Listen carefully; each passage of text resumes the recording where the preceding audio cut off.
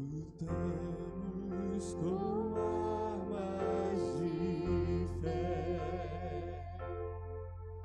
e nada irá resistir enquanto adoramos.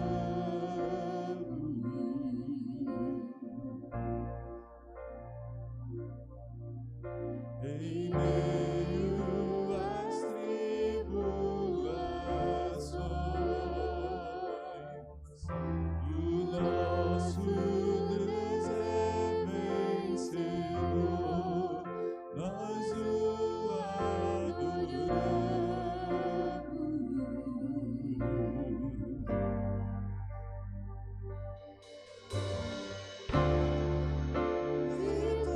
Vitorioso és,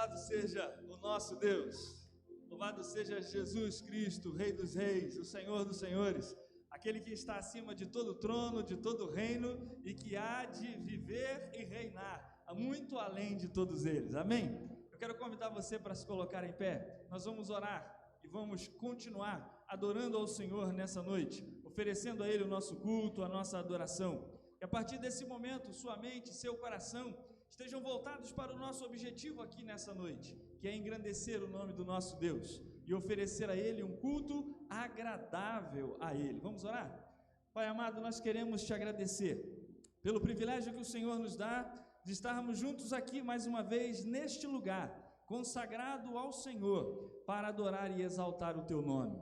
Nós queremos oferecer o nosso culto a Ti, queremos dedicar ao Senhor esse tempo, nossos louvores, aquilo que dedicaremos no Teu altar, as nossas atenções, consagramos tudo ao Senhor.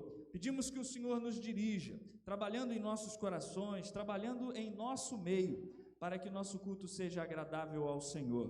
Nós queremos colocar nossas vidas em Tuas mãos, para que o Senhor realize a Tua obra em nós nessa noite, para que o Senhor nos molde segundo a Tua vontade, para que o Senhor fale ao nosso coração aquilo que o Senhor deseja que ouçamos nessa noite. E continua, por favor, na direção de todas as coisas. Nós cremos que é o Senhor quem reina, é o Senhor quem está no trono, e é o Senhor quem dirige todas as coisas nesse momento. É a nossa oração em nome de Jesus. Amém.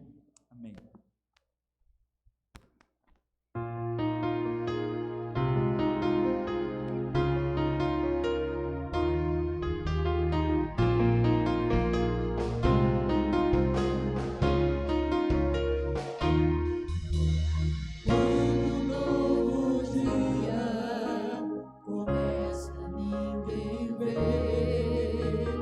Mas à meia-noite tudo já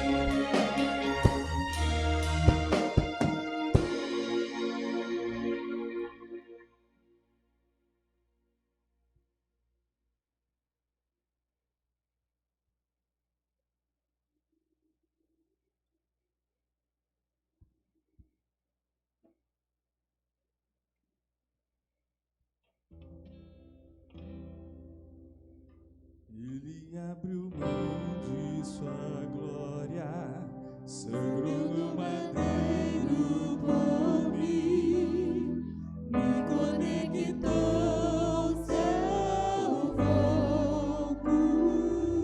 curou.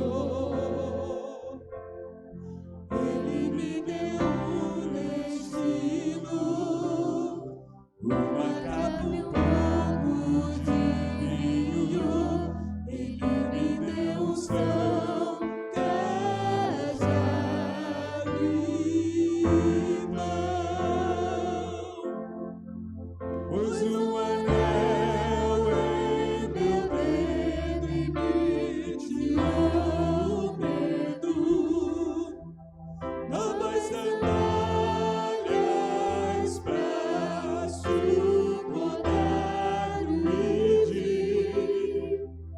Pôs um anel em meu dedo e me tirou o medo. Novas sandálias e disse: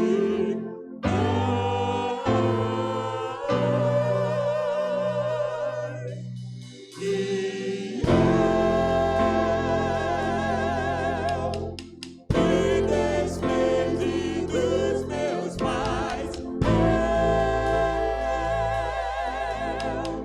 queimei minhas carroças e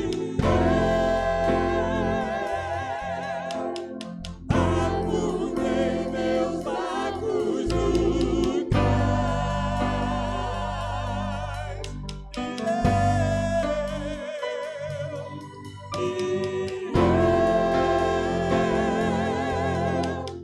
Me despedi dos meus pais,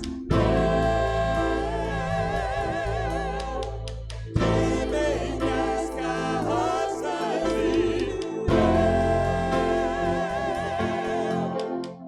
afundei meus barcos no cais.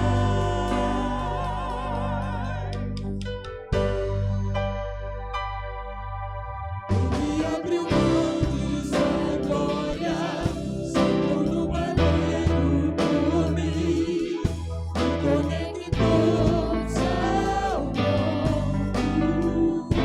curou. Ele me deu um destino, uma capa e um pouco de vinho. Ele me deu um são, cajado e mão. Pôs um anel em meu dedo e me tirou o medo. Novas sandálias pra suportar o medir. Pôs um anel em meu dedo e me tirou o medo. Novas sandálias e disse: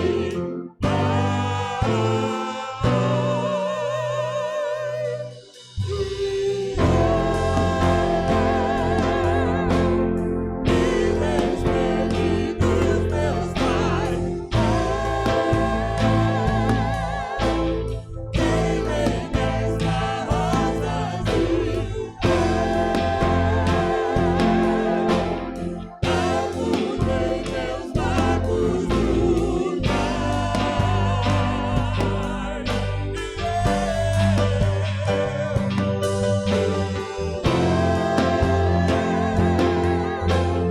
Me despedi dos meus pais, queimei minhas carroças e afundei meus barcos no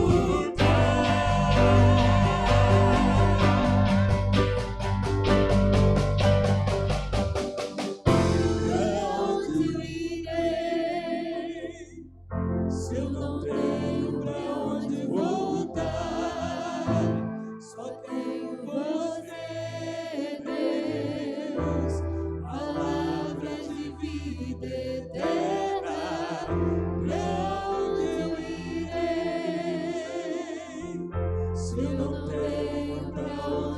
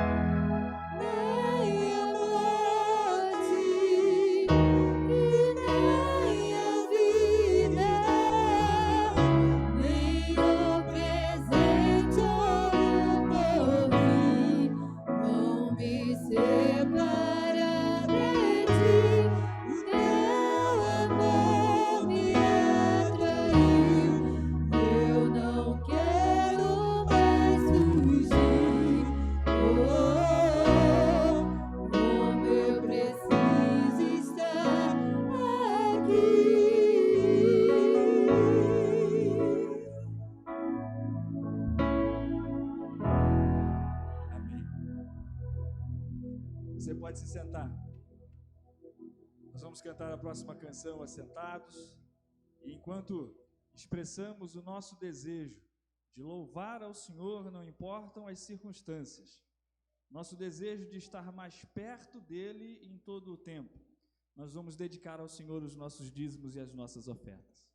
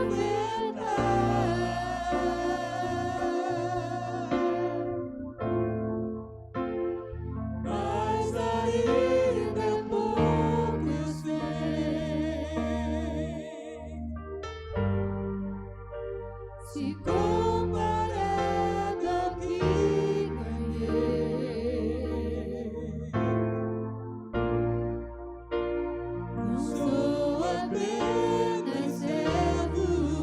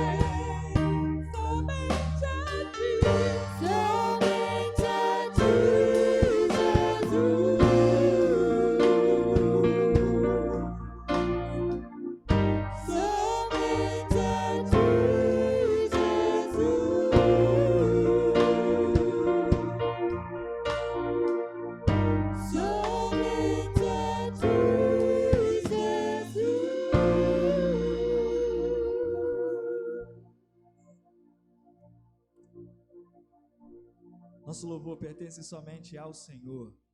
Nós queremos te adorar, Senhor, queremos dedicar ao Senhor nossos dízimos, nossas ofertas, queremos apresentar ao Senhor os nossos bens, dizendo que o Senhor é o que nós temos de mais valioso, é o que temos de mais precioso em nossas vidas, e é perto do Senhor que nós queremos estar, é perto da tua vontade, é no caminho que tens para nós.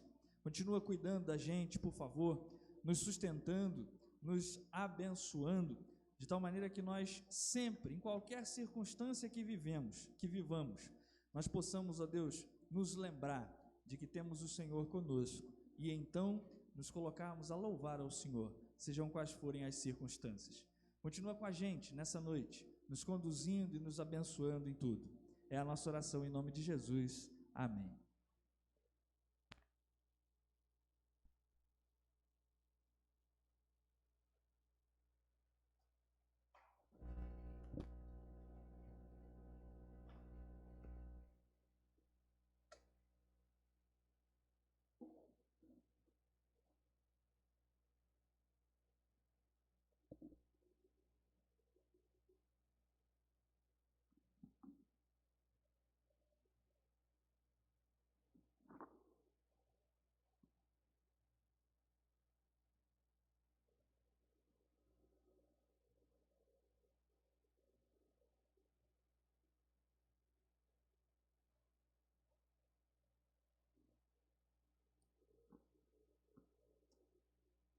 Meus queridos irmãos, antes de compartilhar com você a palavra do Senhor nessa noite, eu gostaria de fazer duas comunicações, uma delas com relação à nossa escola bíblica dominical.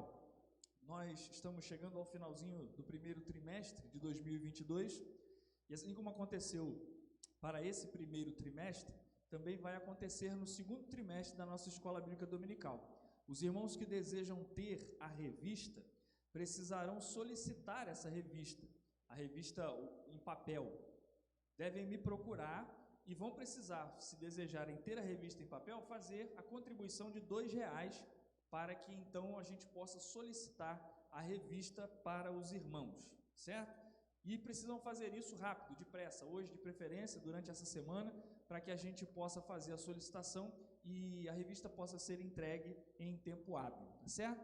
A revista vai continuar sendo disponibilizada de maneira digital para os irmãos fazerem o download, usarem o arquivo se desejarem, mas para que tenham a revista em papel, impressa, os irmãos precisam fazer a solicitação e é só me procurar e a gente vai colocar o seu nome numa lista e vai recolher a sua contribuição para que então a revista possa ser solicitada. A outra comunicação que eu gostaria de fazer é que nessa noite nós estamos encerrando a série de mensagens que eu venho pregando nas últimas semanas, e nos últimos domingos do mês de março, nós vamos enfatizar o tema de missões mundiais. Nos próximos domingos do mês de março, nós vamos falar a respeito do tema de missões mundiais para esse ano, que é Viva a Compaixão.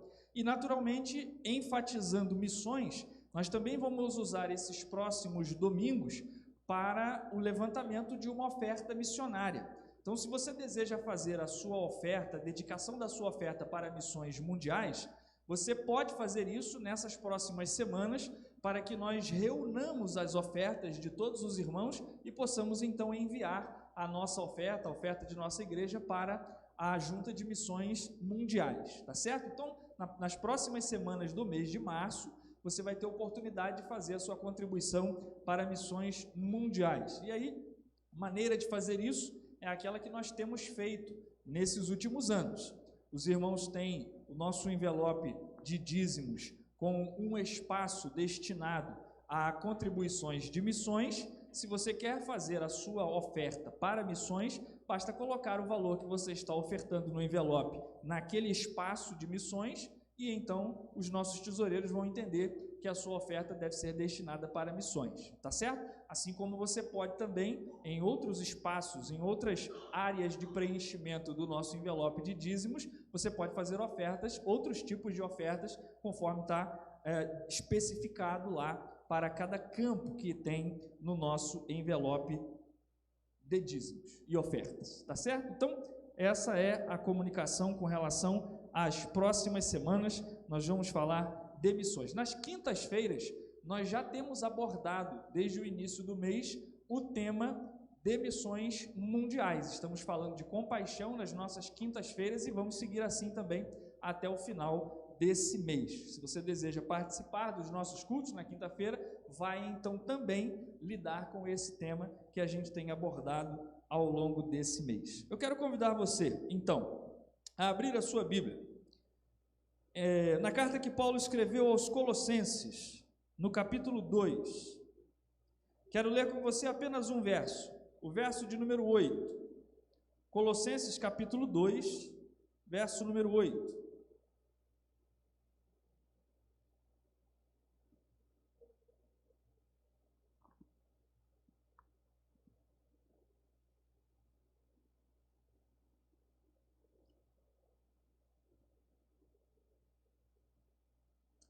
Colossenses 2, 8.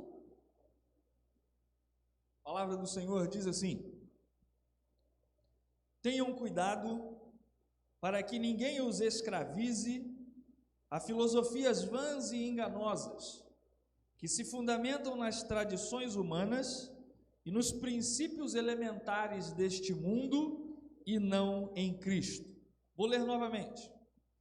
Tenham cuidado para que ninguém os escravize a filosofias vãs e enganosas, que se fundamentam nas tradições humanas e nos princípios elementares deste mundo e não em Cristo.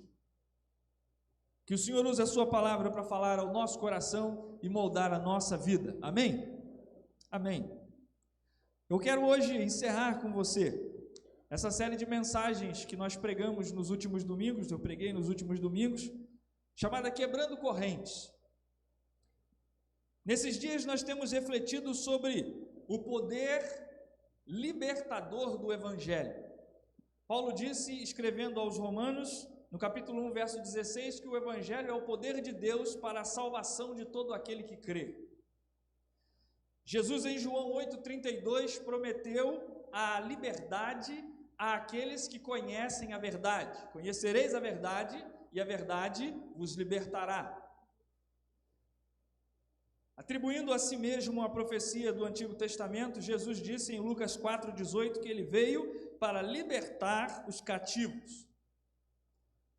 O chamado do Evangelho é um chamado para a liberdade, mas a liberdade só é vivida de fato, só é vivida na prática, se nós somos libertados efetivamente de algumas correntes que nos prendem. E é sobre isso que nós temos falado nesses dias, sobre como existem algumas correntes que escravizam e sobre como Deus deseja que nós sejamos libertados dessas correntes, que nós sejamos livres dessas amarras para experimentar, para viver em nossas vidas, de fato, a liberdade para a qual o Evangelho nos chama.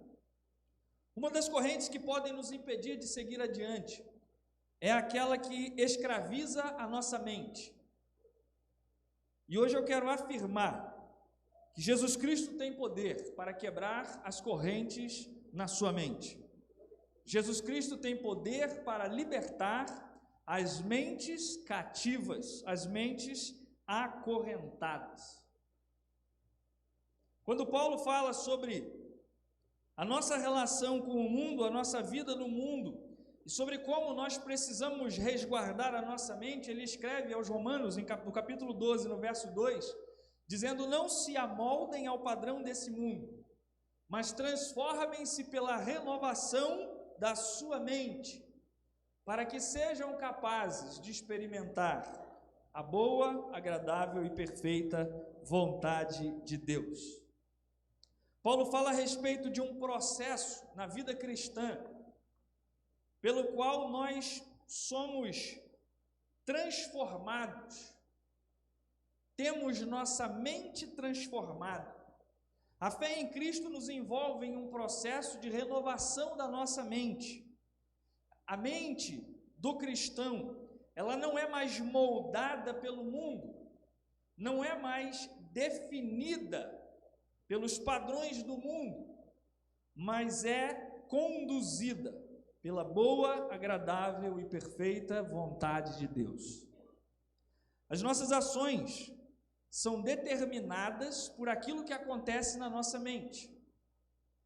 Por isso, há uma batalha sendo travada o tempo inteiro em você, pela conquista da sua mente. Quem a influencia, quem a dirige, determina se você vive uma vida de escravidão ou se você vive uma vida de liberdade. Boa notícia é que essa escolha é sua. É você quem decide se você será livre ou se você será escravo. No texto em que lemos, Paulo alerta os colossenses a que estejam cuidadosos, atentos, para que não sejam enganados e acabem tendo as suas mentes escravizadas.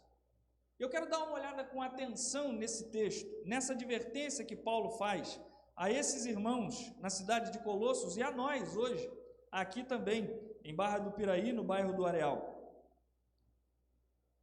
Indo, pelo que diz o texto, passo a passo, eu quero chamar a sua atenção sobre a importância da vigilância.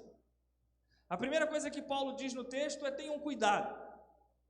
Tenham cuidado. Esse tenham cuidado é estejam atentos, estejam alertas, estejam vigilantes, prestem atenção. Havia em Colossos um ensino errado, algo errado sendo ensinado no meio da igreja, que se apresentava como uma ameaça à vida de fé daqueles irmãos, à vida de fé daquela comunidade. A heresia vinha muito provavelmente do ensino gnóstico, em que a concepção da natureza de Cristo parece ter sido esvaziada, diminuída. Anjos, deuses, espíritos deveriam receber algum tipo de veneração ou homenagem, segundo essa crença. Ao mesmo tempo, havia lá um ensino para que a gente desenvolva alguma relação com a divindade, seria necessária uma disciplina rigorosa, abstinência a certas comidas e bebidas, participação em alguns ritos de purificação e outros tipos de mortificação do corpo, como celibato, por exemplo.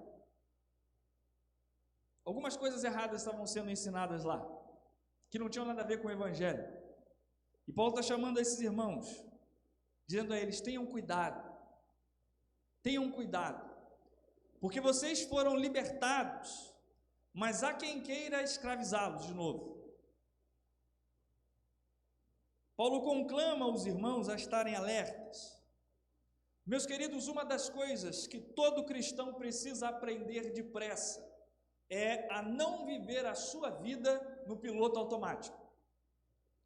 Nós precisamos estar alertas, nós precisamos ter cuidado, é preciso estar alerta, vigilante, o tempo inteiro. Isso porque, como Jesus ensinou, por exemplo, a vigilância é determinante na batalha contra a tentação. Jesus disse em Mateus 26, 41, vigiem e orem, para que não caiam em tentação. O espírito está pronto, mas a carne é fraca. Vigiem e orem, estejam alertas, estejam atentos, para que não caiam na tentação. Ignorar a importância da vigilância é oferecer oportunidade à tentação. Sem cuidado, sem atenção, muitos são os que caem, antes mesmo de se dar conta de que estiveram envolvidos em uma tentação. Viver alerta, ter cuidado, é uma marca da vida cristã. Não apenas Jesus e Paulo falaram sobre isso, mas esse ensino permeia a vida da igreja ao longo de toda a sua história. Ainda no Novo Testamento, Pedro também ensina a igreja a ter cuidado, a estar alerta, a viver de maneira vigilante.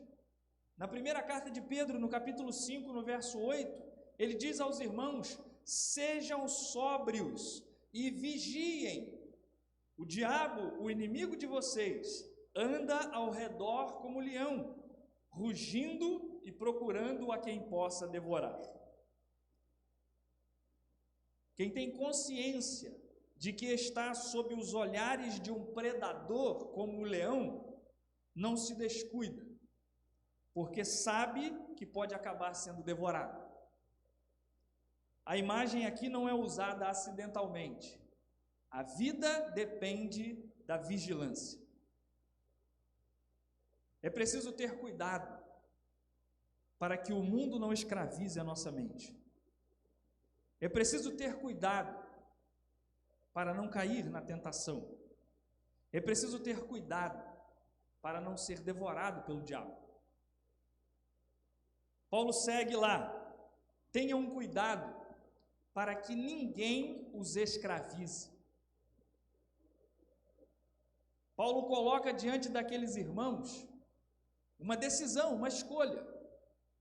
Vocês vão trabalhar pela manutenção da liberdade para a qual vocês foram chamados, ou vão retornar à escravidão? Vocês precisam decidir, porque tem em volta de vocês, no meio de vocês, quem queira escravizá-los. Então tenham cuidado para que ninguém os escravize. Ao escrever essas palavras, Paulo provavelmente tinha em mente a pessoa ou as pessoas que estavam espalhando esse ensino herético lá no meio da igreja, em Colossos. Apesar disso, ele aproveita o momento para fazer uma advertência mais ampla. Os irmãos não deveriam se deixar escravizar por aquela ideia que permeava o ensino equivocado na igreja, mas também não se deveriam deixar escravizar por nada além dessa ideia, que ninguém os escravize. Meus irmãos, por meio da fé em Cristo, nós somos libertados da escravidão do pecado. Naturalmente, somos libertados para sermos livres. Mas essa liberdade é ameaçada continuamente ao longo de toda a nossa vida. O mundo, a carne, o diabo não interrompem os seus esforços para nos reduzir novamente a uma vida de escravidão. O interessante é que, ainda que haja agentes externos trabalhando com esse propósito, uma vez que tenhamos sido libertados pela fé em Cristo, só seremos escravos novamente se escolhermos, se permitirmos que sejamos feitos escravos novamente. E é por isso que Paulo está dizendo àqueles irmãos: tenham cuidado para que ninguém os escravize. Porque se vocês não tiverem cuidado, quem está buscando escravizá-los vai ter sucesso. Escrevendo aos Romanos, Paulo conclama os irmãos a que não se façam de novo escravos do pecado, mais uma vez fortalecendo essa ideia de que ser escravo de novo é algo que a gente é que decide. Olha o que ele diz em Romanos capítulo 6, a partir do verso 12. Portanto, não permitam que o pecado continue dominando os seus corpos mortais, fazendo que vocês obedeçam aos seus desejos. Não ofereçam os membros dos seus corpos ao pecado como instrumentos de injustiça, mas ofereçam-se a Deus como quem voltou da morte para a vida, e ofereçam os membros dos seus corpos a Ele como instrumentos de justiça, pois o pecado não os dominará, porque vocês não estão debaixo da lei, mas debaixo da graça. No verso 16 ele diz: não sabem que quando se oferecem a alguém para lhe obedecer como escravos, tornam-se escravos daquele a quem obedecem? Escravos do pecado que leva à morte ou da obediência que leva à justiça. Percebe a decisão? Se você se oferece para ser escravo do pecado, você será escravo do pecado. Se você se oferece para ser servo, para ser escravo de Deus, da justiça, é a Ele que você serve. E essa é uma escolha que você faz. Quando Paulo diz lá, não permitam, esse não permitam indica que para que o pecado domine sobre eles, eles precisam permitir. Não permitam que o pecado domine. Quando ele diz não ofereçam os seus corpos, isso indica que para que os seus corpos vivam no pecado, eles precisam oferecer os seus corpos ao pecado, precisam entregar os seus corpos ao pecado.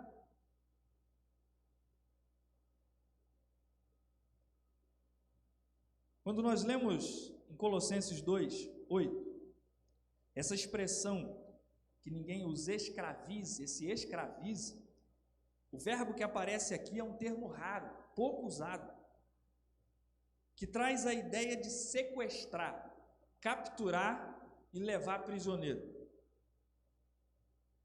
presa de guerra. E eu me pergunto se não é exatamente isso que acontece ainda em nossos dias, com tantos daqueles que foram libertados por Cristo, são sequestrados e levados prisioneiros. Gente que acaba sequestrada da vida de fé por alguém, por alguma ideia, por algum ensino, e é levado embora prisioneiro.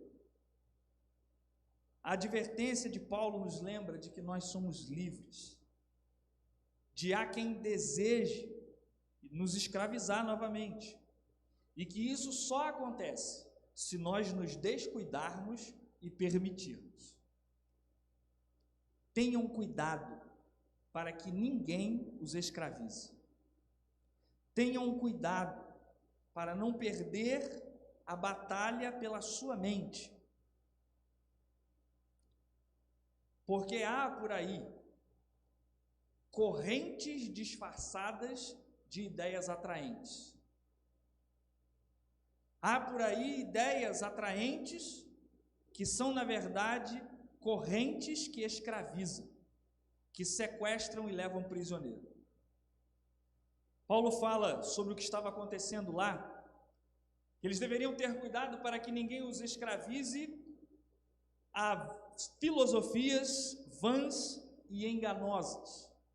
Talvez a expressão que apareça na sua Bíblia seja algo diferente, mas a ideia é essa: filosofias, ideias, sutilezas vãs. O ensino que se infiltrara na igreja em Colossos era provavelmente parte de um conjunto maior de ensino, de um conjunto maior de crença, antigo, bem elaborado, pagão, que trazia consigo uma visão própria de mundo, de Deus, da relação com Deus.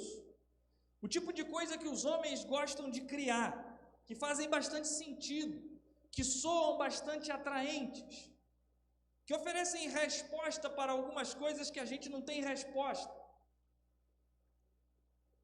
Filosofias, ideologias e muitos outros conceitos bem elaborados têm ameaçado a vida dos cristãos ao longo dos séculos. E não é diferente em nossos dias. Ao longo dos tempos, ao invés de se relacionar com o Deus revelado nas Escrituras, o homem constrói para si deuses conforme a sua imagem e a sua semelhança,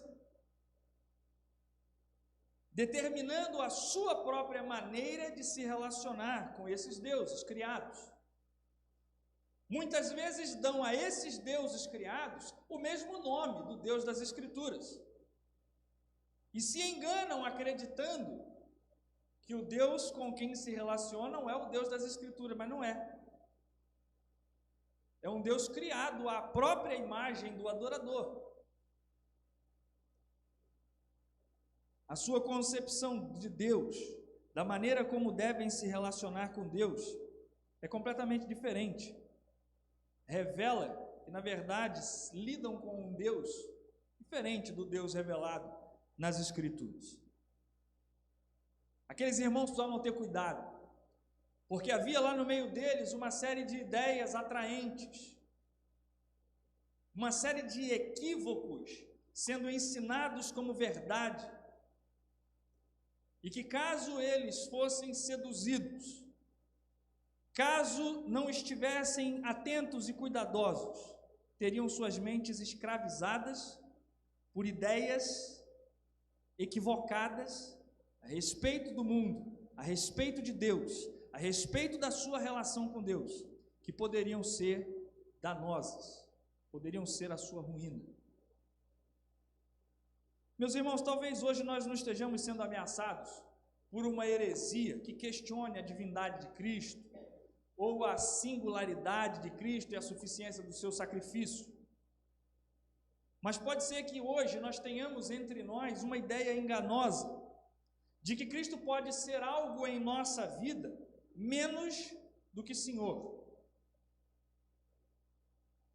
Há quem creia que pode viver a sua vida de fé mesmo desobedecendo ordens claras do Senhor, acreditando ser discípulo do Cristo sem seguir o Cristo. Jesus disse algo sobre aqueles que lhe chamam de Senhor, em Mateus no capítulo 7, verso 21. Nem todo aquele que diz Senhor, Senhor, entrará no reino dos céus, mas apenas aquele que faz a vontade de meu Pai que está nos céus. Jesus veio para salvar, para libertar, para nos libertar da escravidão do pecado e se tornar o nosso Senhor. E a Bíblia nos conclama a que, libertos da escravidão do pecado, ofereçamos os nossos membros e as nossas vidas a Ele para servir a justiça. Expressar fé em Cristo com os lábios não significa tê-lo como Senhor, conforme Ele mesmo disse. Expressar a fé em Cristo com seus lábios não significa ter assegurado o reino dos céus, como Jesus mesmo disse. Fazer a vontade dEle, obedecer, é o que Ele espera daqueles que o chamam de Senhor. Talvez hoje nós não estejamos sendo ameaçados por uma heresia que nos leve a uma vida de privações, de abstinências, como se elas fossem necessárias para contribuir para a salvação ou para nos tornar dignos de nos aproximarmos de Deus. Talvez nós não estejamos lidando com esse tipo de heresia hoje, mas pode ser que haja entre nós um ensino enganoso, uma ideia enganosa, que nos faça duvidar da seriedade do pecado, de modo que nós passemos a tolerá-lo com cada vez mais naturalidade na nossa vida. Meus irmãos, e há alguma coisa errada na nossa mente, porque nós estamos tolerando o pecado com cada vez mais naturalidade na nossa vida. Talvez haja alguns de nós que já têm a sua mente escravizada por uma ideia equivocada a respeito de Deus, a respeito do pecado, a respeito de servir a Deus e de seguir a Cristo. Nós podemos citar inúmeros exemplos disso, do pecado naturalmente povoando a vida dos crentes. Por exemplo, consumir bebida alcoólica já foi entendido com facilidade como algo que desagrada a Deus. Mas hoje não só é algo que os crentes, que os cristãos fazem no oculto, no privado. Hoje é algo que os cristãos fazem e ainda postam nas redes sociais com orgulho, como se fosse uma coisa bonita, para mostrar, como se fosse algo bom.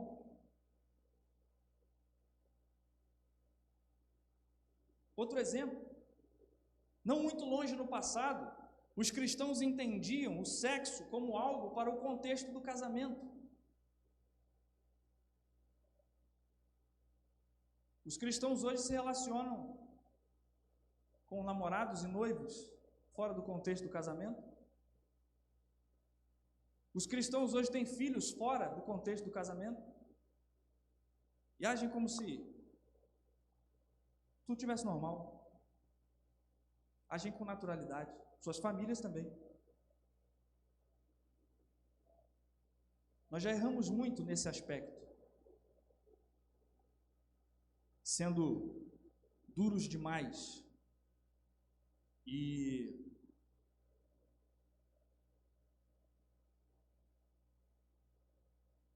afastando pessoas que precisavam de acolhimento, de direção, de orientação. Mas nós também não podemos ir para o outro extremo, entendendo o pecado como algo natural.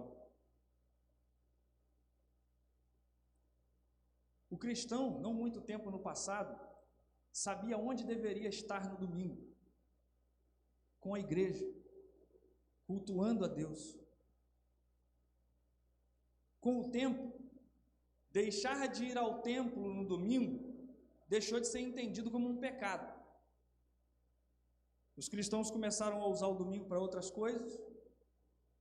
Deixar de ir ao templo de vez em quando deixou de ser um perigo para a vida cristã. E em pouco tempo a igreja passou a ser desnecessária para muita gente. E a modinha hoje é ser cristão sem igreja.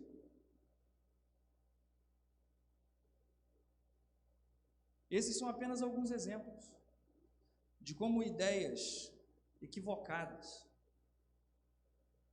podem escravizar a nossa mente e contaminar a nossa vida, a nossa prática, a nossa ação. Poderíamos dar muitos outros exemplos, não só no que diz respeito ao pecado entrando na vida dos cristãos, mas de como nossas ações acabam sendo prejudicadas quando temos nossas mentes escravizadas por filosofias, por sutilezas, por ideias vãs. Eu não tenho dúvidas de que ainda hoje há uma série de filosofias vãs e enganosas ameaçando a igreja. Então, o chamado de Paulo é atual. Tenham cuidado para que ninguém os escravize a sutilezas, a filosofias vãs e enganosas. E aí ele diz por que isso é um problema. Por causa da fonte de autoridade. Essas filosofias vãs e enganosas se fundamentam nas tradições humanas e nos princípios elementares desse mundo e não em Cristo. E você precisa se perguntar, quando você começa a achar uma ideia atraente, quando você começa a achar que alguma coisa diferente do que a Bíblia ensina faz sentido, você precisa se perguntar qual é a sua fonte de autoridade.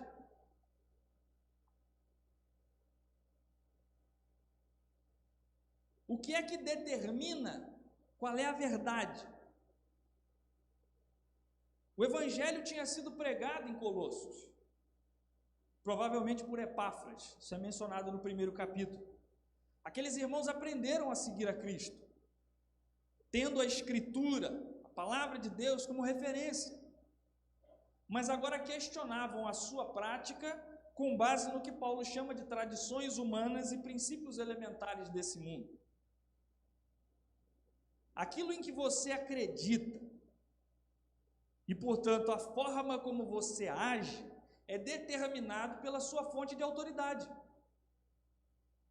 Aquilo em que você acredita indica qual é a sua fonte de autoridade.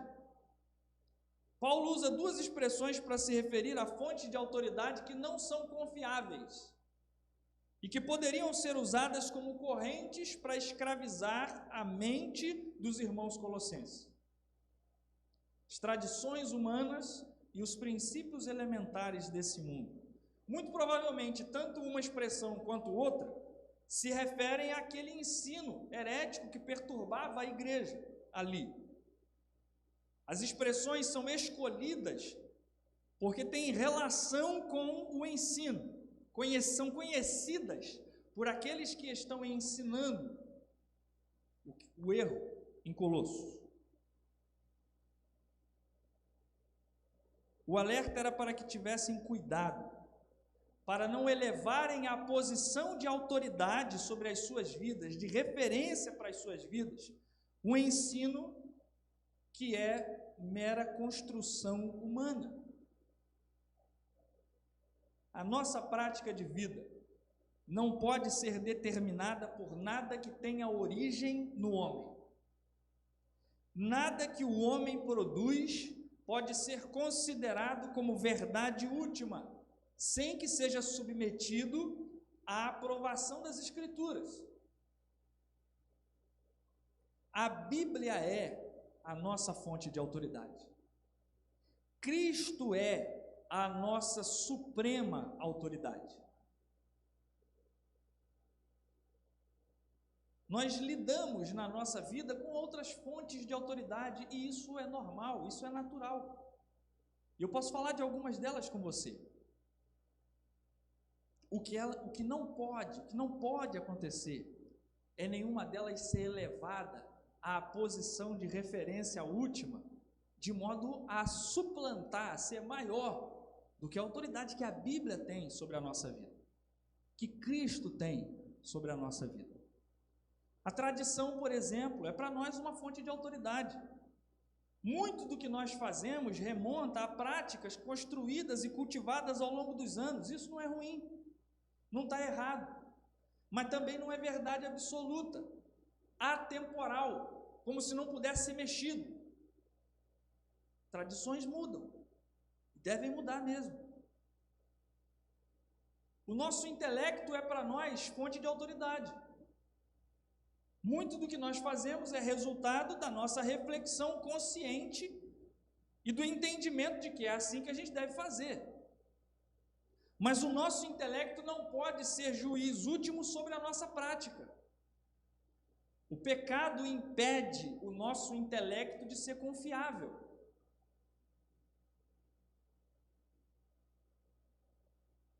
Cuidado com o que você acha. Já disse alguém que se você acha, você não sabe.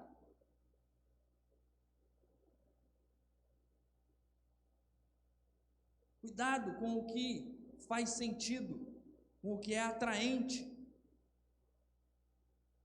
A nossa experiência também é para nós uma fonte de autoridade. Muito do que nós fazemos é determinado por aquilo que nós sentimos, é influenciado por experiências que nós tivemos. E é natural que seja assim. Mas a nossa experiência também não é uma fonte confiável de autoridade. Não pode ser seguida como verdade absoluta. Não pode ser imposta sobre os outros. A minha experiência é minha experiência. Ela não pode ser verdade absoluta sobre a sua vida. Não pode determinar a sua prática. A experiência não é uma fonte de autoridade confiável. A única fonte de autoridade confiável é a Escritura. É nela que nós encontramos a verdade absoluta. É ela que nos apresenta aquele que é a verdade. Jesus Cristo, o Filho de Deus, que disse: eu sou o caminho, a verdade e a vida. Ninguém vem ao Pai se não for por mim. João 14,6. A Escritura é a autoridade confiável. É a única, é a máxima autoridade confiável na nossa vida, por causa da sua origem. Paulo, escrevendo a Timóteo, diz que toda a Escritura é divinamente inspirada.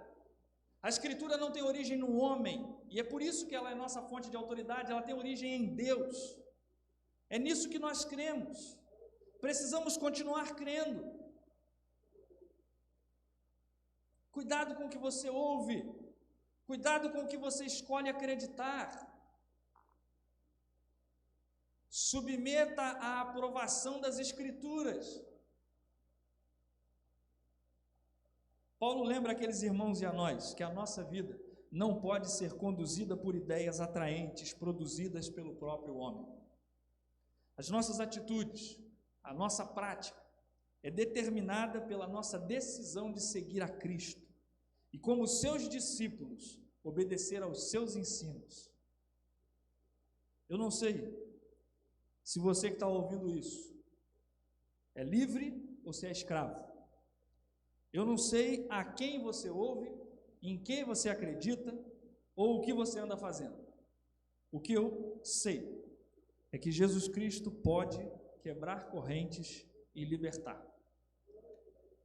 E é por isso que nós fomos trazidos até esse momento, porque Ele deseja quebrar correntes nas mentes e libertar, para que sejamos efetivamente livres. Eu quero concluir a minha palavra e essa série de mensagens dizendo que Deus nos chama para a liberdade. Deus nos chama para uma vida livre de correntes. Talvez a corrente que esteja te privando de experimentar a liberdade que Deus tem para você, esteja na sua mente. Pois Deus trouxe você até esse momento para quebrar essa corrente. Ouça hoje a voz de Paulo e tenha cuidado para não se deixar enganar e escravizar por ideias que têm sua origem nos desejos do próprio homem. Ao contrário disso, de maneira atenta e vigilante, viva a liberdade para a qual Cristo te chamou em obediência a Ele. Que nessa jornada Ele nos abençoe. Amém? Eu gostaria de orar com você. Quero te dar alguns instantes para você baixar sua cabeça, conversar com Deus. Como eu disse, nós somos trazidos até aqui porque Ele quer quebrar correntes, Ele quer libertar.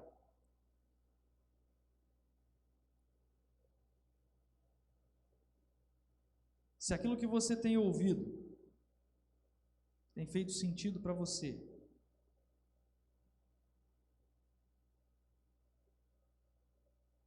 se algo do que foi dito faz você pensar na possibilidade de que a sua mente tenha sido aprisionada por alguma ideia, por alguma filosofia,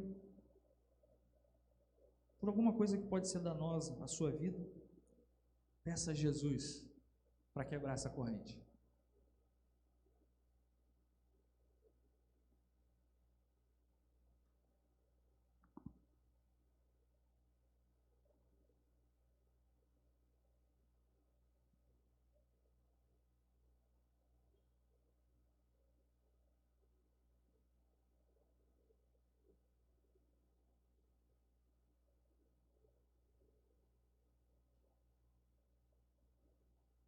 Deus e Pai, nós estamos diante do Senhor nessa noite, diante da Tua Palavra, com o desejo em nossos corações de experimentar a liberdade para a qual o Evangelho nos chama. Nós colocamos nossas vidas em Tuas mãos. Eu creio que o Senhor ouviu as orações dos meus irmãos. Colocamos nossas vidas em Tuas mãos, para que o Senhor quebre as correntes que é preciso quebrar, para que sejamos verdadeiramente livres. Essa é a nossa oração e nós fazemos em nome de Jesus. Amém. Amém. Que Deus te abençoe. Eu espero que esse tempo, essas semanas, tenham sido o início de um trabalho que Deus está realizando para libertar, e que a gente ainda vá ver muita gente experimentando a verdadeira liberdade a partir de tudo aquilo que Deus tem feito nesses dias. Quero convidar você para ficar em pé, nós vamos orar, fechando esse nosso momento, encerrando esse nosso culto. Nós estamos vivendo nesses dias a expectativa de que, em breve, as máscaras que os irmãos estão usando hoje já não sejam mais obrigatórias. Elas começam, a obrigatoriedade começa a cair em alguns municípios, até aqui bem perto da gente, e pode ser que logo também vá cair a obrigatoriedade aqui. Quero dar uma instrução a você sobre isso, antes de acontecer. Se amanhã ou depois o nosso prefeito decretar que as máscaras não são mais obrigatórias, é isso que elas são, elas não são mais obrigatórias. Isso quer dizer que você poderá, se for assim, vir à igreja sem ela se desejar. Agora você também poderá vir com ela se desejar. E eu vou ficar bastante aborrecido se eu ver alguém tratando diferente aquele que resolveu vir de máscara à igreja. Porque assim como você terá liberado o direito de não usar, aquele que virá de máscara tem o direito de usar. E nós vamos respeitar, porque aqui é lugar de respeito. Amém? Amém. Vamos orar? Pai, muito obrigado por essa noite, pela oportunidade que a gente teve especial de adorar o Senhor juntos, de servir ao Senhor com nossos bens juntos e de ouvirmos juntos a Tua palavra. Te agradecemos por mais esse privilégio e colocamos nossas vidas nas Tuas mãos suplicando a tua graça e a tua direção, quando agora vamos deixar esse lugar. Pedimos que o Senhor nos guarde, nos conduza em paz e segurança aos nossos lares, e abençoe a semana que começa hoje, semana de estudo, de trabalho, que o Senhor tenha, por favor, a tua boa mão sobre nós, cuidando da gente, nos dirigindo, de tal maneira que vivamos a nossa liberdade no mundo, de tal maneira que aqueles que ainda são cativos possam ser atraídos à mensagem do Evangelho, pela liberdade que o Senhor já produziu na nossa vida. Continua conosco, tem, por favor, a tua boa mão sobre nós, nos guarda, nos livra, é a nossa oração em nome de Jesus, amém. Que o bondoso amor de Deus, o nosso Pai, e a maravilhosa graça de Jesus Cristo, Filho, e a comunhão e as consolações do Espírito Santo de Deus, estejam com o povo de Deus reunido hoje, e com o povo de Deus espalhado pela terra, hoje e para sempre, amém, amém. Deus abençoe a sua vida, tenha uma semana abençoada.